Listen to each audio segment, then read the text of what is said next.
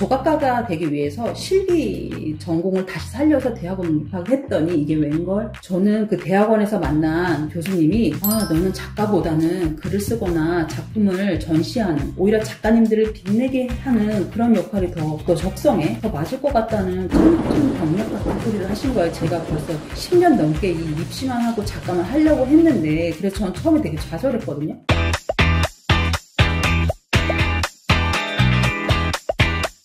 안녕하세요. 금호동 심실장의 심혜합니다. 오늘은 제가 미술계 20년 정도 근무했다고 했잖아요. 그러다 보니까 저의 여러 가지 그동안의 경험과 관련돼서 궁금한 점이 굉장히 많은 한 MG 친구를 모셨습니다. 그 친구가 개인적으로 궁금한 것들 중에서 또 여러분들이 함께 또 궁금하셨던 부분이 있을 수 있잖아요. 그리고 제가 일을 했던 그 분야가 사실은 뭐 큐레이터, 그리고 큐레이터 안에서도 홍보 담당, 전시기획, 그리고 작품을 직접 하는 뭐 갤러리, 제가 경험이 좀 다양하다 보니까 저한테 좀 답을 얻을 수 있는 부분이 있을 것 같다고 그 친구도 항상 얘기를 했었어서, 제가 오늘 그 친구의 답변에 뭐든지 물어보면 제가 허심탄회하게 말씀드리도록 하겠습니다. 안녕하세요. 미술계 MG입니다. 실장님은 되게 오랜 시간 동안 미술계에 있으셨는데 지금도 너무 열심히 또 일하고 계시고, 도대체 이게 어떻게 시작된 건가요? 나는 사실 작가가 되고 싶어서 예술고등학교도 입학을 해서 정말 정석적인 그 한국의 입시 있잖아. 그래서 중학교 때는 예고 가야지, 예고 가면 미대 가야지, 이렇게 그렇게 되면 뭐 조각가가 되겠지, 이렇게 우리가 누구나 다 작가가 돼야 하는 그런 절차들을 당연히 기대하고 어렸을 때부터 계속 미대 갈 생각을 하고 있었죠. 미대를 가면 어떻게 해요? 또 미대를 졸업해야죠. 그렇게 되면 자연스럽게 작가가 되겠지라고 하겠지만, 저는 사실은 서울 출신이 아니에요. 저는 학교를 다 지방에서 나왔고 초중고등학교를 다 지방에서 나왔기 때문에 사실 서울에서 미술대학을 왔을 때는 사실은 이 대학에서 만났던 교수님과 친구들 외에는 사실 아무런 관계나 아니면 저를 이끌어 주실 선배나 또 제 학교가 사실 제가 입학한 게 1회밖에 없는 첫 번째 미대를 오픈한 학교여서 그런지 선배님도 없고 후배님도 없는 그런 학교에서 입학을 했기 때문에 사실 굉장히 3학년쯤 되고 나서 불안했거든요. 졸업하면 어떡하지? 어떻게 작가가 될 수 있지? 그래서 일단은 저는 대학원을 진학을 하게 되었어요. 왜냐면 대학원을 진학을 해서 조금 더 학부에서 배우지 못한 조금 다양한 네트워크를 좀 만들고 싶었고, 교수진도 좀 달랐고 배우는 게 좀 다르게 되면은 그 사이에서 제가 좀 준비할 수 있는 게 좀 보이지 않을까라고 해서 조각가가 되기 위해서 실기 전공을 다시 살려서 대학원에 입학을 했더니 이게 웬걸? 저는 그 대학원에서 만난 교수님이 너는 작가보다는 글을 쓰거나 작품을 전시하는, 오히려 작가님들을 빛내게 하는 그런 역할이 더 적성에 더 맞을 것 같다는 좀 경력 같은 소리를 하신 거예요. 제가 벌써 10년 넘게 이 입시만 하고 작가만 하려고 했는데, 그래서 저는 처음에 되게 좌절했거든요. 다른 교수님이 저한테 또 똑같은 말씀을 또 하는 거예요. 그 미술계에 있는 분들이 저를 그렇게 2번이나 그렇게 알아보신 거는 이건 뭔가 있는 거구나 라고 해서 저는 그분들의 말씀을 믿고, 그때부터 미술관에 들어가서 홍보 어시스턴트부터 시작해서 전시기획 어시스턴트까지 하게 되면서 그 시작으로 지금 이렇게 20년 동안 계속 미술관에 전시기획하는 일로 이어져 왔습니다. 결론은 사실은 본인이 잘하고 있었던 거, 그리고 중고등학교 때 착실히 준비했던 거, 그때는 본인만이 그 나이 때 알 수 있는 만큼의 좁은 세상관으로 자기의 미래를 설계하거나 그럴 수밖에 없죠. 그게 잘못됐다는 게 아니라 그럴 수밖에 없기 때문에 가서 그동안에 투자한 시간이 아까워서 절대로 그 길만이 본인의 평생이나 그 길을 좌우하지 않는다는 거예요. 그 길로 결정을 하실 필요는 절대 없어요. 저처럼 어렸을 때부터 그런 입시 그리고 작가가 되기 위한 준비를 했으나 내가 하고 싶은 것과 네가 사실 몰랐으면 네가 잘하는 건 따로 있어 해와야 라고 했을 때는 그때 눈을 뜨고 제가 용기를 내서 한번 그 길을 가보자 라고 했던 저의 어쨌든 또 다른 시작을 열었던 저의 용기와 실험정신과 이런 것들이 나의 삶을 처음으로 좀 주도적으로 결정했던 것 같아요. 그동안은 다 뭐 엄마 아빠의 권유나 이런 것들로 학교를 전공을 선택을 했었으니까요. 그러면 대학원을 진학하신 게 되게 진로에 많은 영향을 주고, 어떤 사람들이 대학원에 가면 그런 좀 긍정적인 영향을 받을 수 있을까요?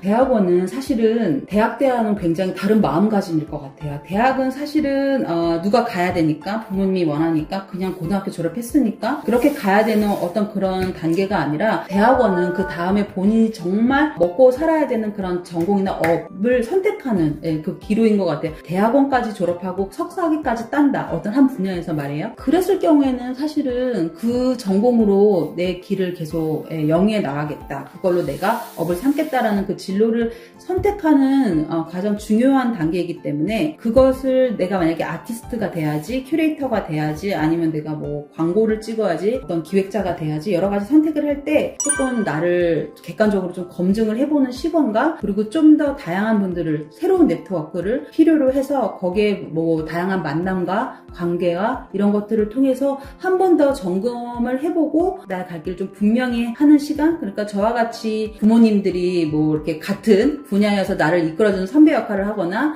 내가 나를 이끌어주실 어떤 그런 관계 네트워크가 이미 없다. 나는 그냥 나 혼자 어떻게 헤쳐나가지? 이런 분들이야말로 정말 대학원을 통해서 다양한 관계를 쌓는 게 조금 필요하지 않나? 저 같은 경우는 그랬었어요. 그러면 대학원 준비를 할 때 뭐 자대로 갈지 뭐 아니면은 다른 대학원을 가서 새로운 사람 만날지 뭐 이런 것도 많이 고민하잖아요. 어떤 대학원을 가는 게 좋을까요? 네, 요즘 제가 지금 대학 강의를 나가고 있거든요. 대학원 수업도 하고 있고 그런 친구들한테 물어봤어요. 그래서 너는 어떻게 할 거니? 근데 다 정말 다르더라고요.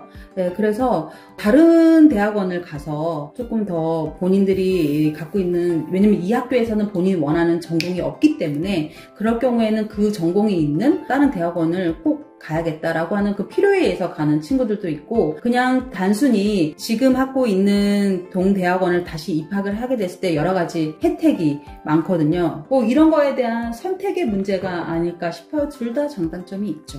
그러면 사실 진짜 중요한 대학원 가서 어떻게 하는지일 것 같은데 네. 대학원 가서는 어떻게 하는 게 좋을까요? 많이 그래요. 대학원 갔더니 막상 배우는 게 없더라. 그리고 수업이 학부랑 많이 다르지가 않더라. 라든지 나 혼자 다 알아서 하는 거면은 뭐 돈 아까운 거 아니야? 이렇게 말씀을 하실 수도 있는데, 그거는 정말 우리가 고등학교 때에서 대학 왔을 때랑 되게 다르잖아요. 얼마나 주체적으로 활동하느냐. 대학원에서는 사실 대학 학부에서보다 조금 더 인원수도 작고 또 집중적으로 교수님들과의 그 네트워크를 만들 수 있거든요. 그리고 교수님들과의 그 하는 프로젝트에도 직접적으로 참여할 수 있는 기회도 얻을 수 있어요. 본인이 적극적이라 하면. 그래서 본인이 앞으로 계속 이제 쌓게 될 그런 작업 주제나 아니면 연구관과 그 교수님들하고 잘 맞는 그런 분들을 잘 찾아서 매칭이 된다면 그분들하고 같이 앞으로 계속 발전해가는 어쩌면 그 파트너까지 될 수 있거든요. 그 교수님과. 그런 생각을 하시고, 이제는 학생이 아니잖아요. 대학원은 사실 학생이 아니고 이미 미술계에 발을 들여놨다라고 생각을 하시고, 그런 동등한 입장이라고 생각하시고 조금 더 적극적이고, 그리고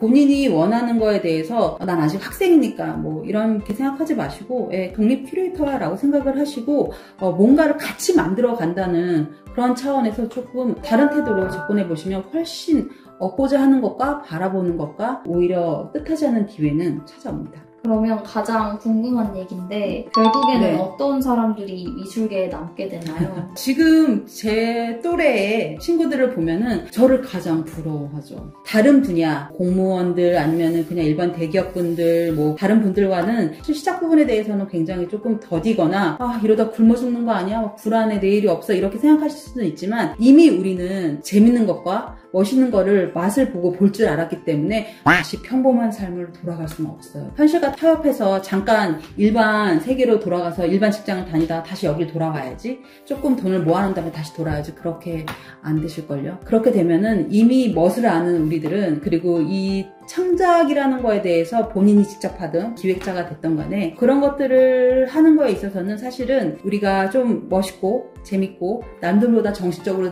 덜 늙고 그런 삶을 영위할 수 있다는 그런 확신? 그런 것들을 가지고 있는 사람만이 미술계에 들어오시라, 같이 재밌게 살아봅시다, 이렇게 말씀을 드리고 싶고, 어떤 분야든 그런 것 같아요. 뭐 재밌는 거를 따로 두고 돈 버는 일을 따로 두고 이렇게 사는 사람들도 있고 잘하는 분들도 계시지만 그거 되게 쉽지 않잖아요. 그래서 재밌는 삶을, 그리고 흥미로운 삶을 선택하신다면 여러분들도 그것을 같이 누릴 수 있는 선택을 하시면 그렇게 될 수 있을 거라고 생각합니다.